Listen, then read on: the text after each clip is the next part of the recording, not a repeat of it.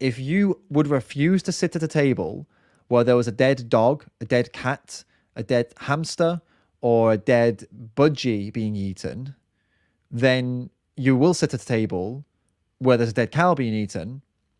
I'd say it's a little bit inconsistent that you would tell someone that all these animals are equal whilst you are treating them as they're not equal, right? So to be consistent with our message, I truly believe we should be consistent in this way and take a stand regardless of the species of the animal. If you take a stand, if it was a dog at the table, you should take a stand when it's a cow at the table. If exploitation of or cruelty to an animal is a reason why you wouldn't sit there where animals are eaten, then you have to be consistent and take the pledge. If you want to live your life as defiance to injustice and challenge norms, then you should take the pledge and defy the violent traditions of eating animals.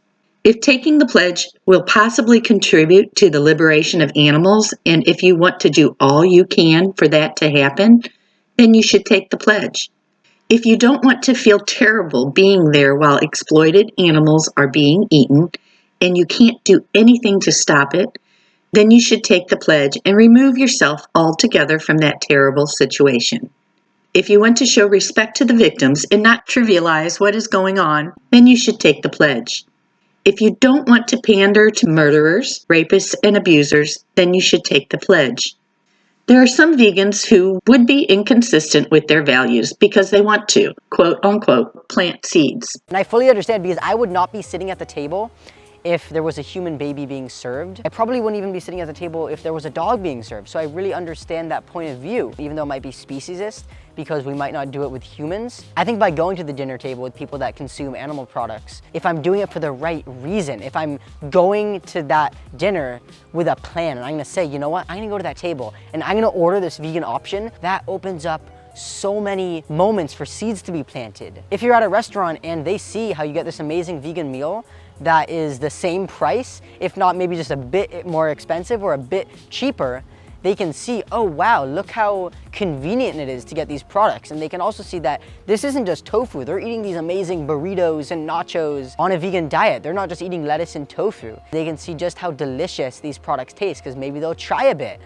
And also, maybe it'll open up the conversation. They'll say, hey, so why are you getting this vegan product? If you could just get the meat option, why are you doing this? Why are you choosing to not get a glass of milk? And I think that's really powerful, because then it opens up so many conversation starters and it gets the ball rolling onto them thinking about veganism. The problem is that A, the pledge already has a history of success. B, taking the pledge could also spark conversations. C, there's no guarantee that people will buy plant-based food when they see you eating it. D, it's possible that because of the pledge, you all can eat plant-based food. And E, you would knowingly go against your values. So be consistent and align your actions with your values, because... And the number one benefit of doing that is that then you just no longer have to be a hypocrite. In my previous video about Liberation Pledge, I argued that the pledge needs to go beyond eating. And then we reached the conclusion that a big chunk of ethical vegans, if not majority, would have to be consistent and not just take the pledge, but take it in full, which means heavily restricting relationships with non-vegans, no matter if they are friends and family, especially if you already tend to restrict relationships with murderers, rapists, and abusers.